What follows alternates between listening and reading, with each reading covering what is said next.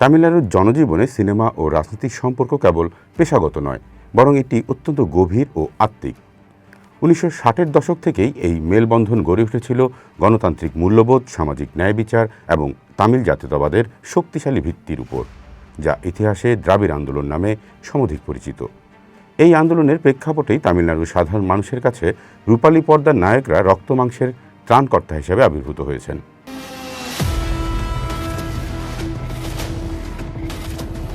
আজ আমরা কথা বলবো তামিলনাড়ুর রাজনীতি নিয়ে, যেখানে রূপালী পর্দার এক মহানাটকের মতোই ঐতিহাসিক উত্থান হয়েছে বিজয় থালাপাতির।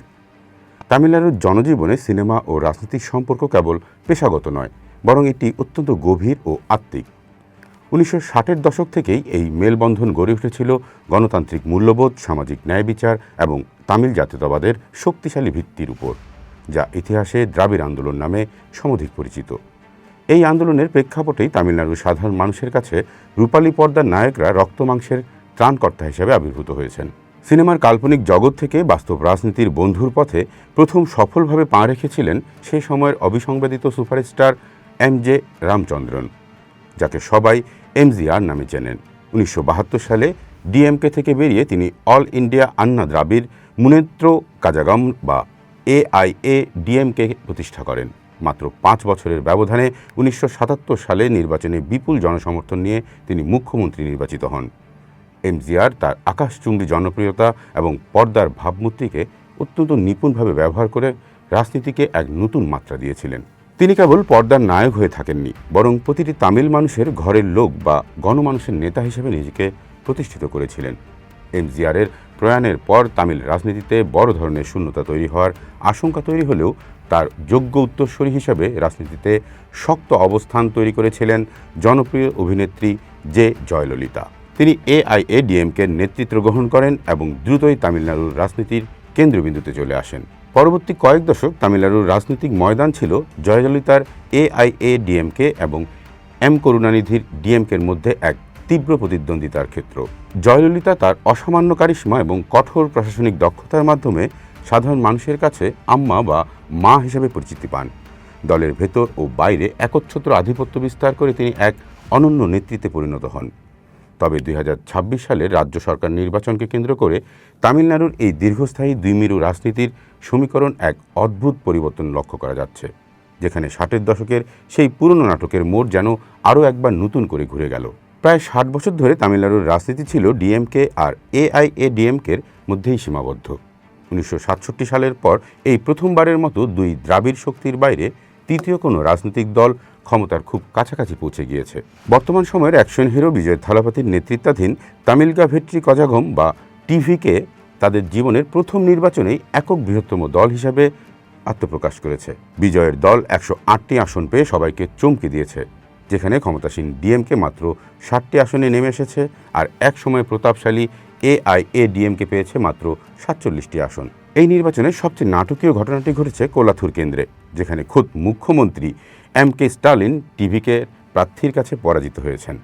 এই ফলাফল প্রমাণ করে যে তামিলনাড়ুর মানুষ এখন প্রথাগত রাজনীতির বাইরে আমূল পরিবর্তন চাইছেন। বিজয়ের এই উত্থান অনেককেই 90 দশকের সেই উত্তাল রাজনৈতিক পরিস্থিতির কথা মনে করিয়ে দিচ্ছে। 1996 সালে তামিল সিনেমার অন্যতম মহাতারকা রজনীকান্ত একটি সংক্ষিপ্ত বিবৃতির মাধ্যমে জয়ললিতার বিজয়রথ থামিয়ে দিয়েছিলেন। সেই সময় তিনি বলেছিলেন, জয়ললিতা আবারও ক্ষমতায় ফিরলে ভগবানও তামিলনাড়ুকে রক্ষা করতে পারবে না। যদিও 2017 সালে রজনীকান্ত রাজনীতিতে আসার একটি জোরালো ঘোষণা দিয়েছিলেন, কিন্তু শেষ পর্যন্ত স্বাস্থ্যগত কারণে তিনি পিছিয়ে যান।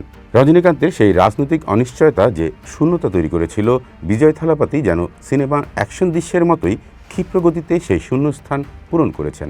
রাজনৈতিক বিশ্লেষকদের মতে বিজয়ের এই অভাবনীয় সাফল্যের প্রধান কারণ হল তিনি রজনীকান্তের মতো দ্বিধায় না ভুগে সরাসরি ডিএমকে বিরোধী ভোটের প্রধান দাবিদার হয়ে উঠেছেন। একই সাথে তিনি AIADMKকে অনেকটা রাজনৈতিকভাবে অপ্রাসঙ্গিক করে তুলতে সক্ষম হয়েছেন। তরুণ ভোটাররা দীর্ঘদিনের গতানুগতিক দ্রাবিড় রাজনীতিতে ক্লান্ত ছিল, আর নারী ভোটাররা একটি নিরাপদ ও মাদকমুক্ত রাজ্যের আশায় বিজয়ের প্রতি তাদের পূর্ণ সমর্থন উজাড় করে দিয়েছে। 2024 সালে দল গঠনের মাত্র 2 বছরের মাথায় 35% ভোট পাওয়া নিঃসন্দেহে একটি অসাধারণ রাজনৈতিক কৃতিত্ব। তবে বৃহত্তম দল হওয়া সত্ত্বেও বিজয়কে এখনই মুখ্যমন্ত্রী হিসাবে শপথ গ্রহণের অনুমতি দেয়নি রাজ্যপাল রাজেন্দ্র বিশ্বনাথ। সরকার গঠনের জন্য প্রয়োজনীয় 118টি আসনের ম্যাজিক ফিগার থেকে বিজয় এখনও 10 কদম দূরে। এই পরিস্থিতি তামিলনাড়ুর রাজনীতিতে এক রুদ্ধশ্বাস পরিস্থিতি তৈরি করেছে। যদিও কংগ্রেস তাদের 5 জন বিধায়ক নিয়ে বিজয়ের দিকে সমর্থনের হাত বাড়িয়ে দিয়েছে, তবুও ম্যাজিক ফিগার ছুঁতে আরও 6টি আসন প্রয়োজন। কংগ্রেসের এই পদক্ষেপে তাদের পুরনো মিত্র ডিএমকে অত্যন্ত ক্ষুব্ধ হয়েছে এবং তারা অভিযোগ করছে যে কংগ্রেস তামিলনাড়ুর মানুষের পিঠে ছুরি মেরেছে। বিজয়ের ভাগ্য এখন ঝুলে আছে বামপন্থী দল আর ভিসিকের উপর, যারা সিদ্ধান্ত নেওয়ার জন্য 8 মে পর্যন্ত সময় চেয়েছে। এর পাশাপাশি এআইএডিএমকের অন্তত 30 জন বিধায়ক বিজয়কে সমর্থন দিতে আগ্রহী বলে গুঞ্জন শোনা যাচ্ছে। আগামী 48 ঘন্টা কেবল তামিলনাড়ুর জন্য নয়, পুরো ভারতের রাজনীতির জন্য অত্যন্ত গুরুত্বপূর্ণ। বিজয়ের এই জয় প্রমাণ করেছে যে ঐতিহাসিক দ্রাবিড় রাজনীতি এবার নতুন নাম আর নতুন নেতৃত্ব নিয়ে এক নতুন যুগে প্রবেশ করতে যাচ্ছে।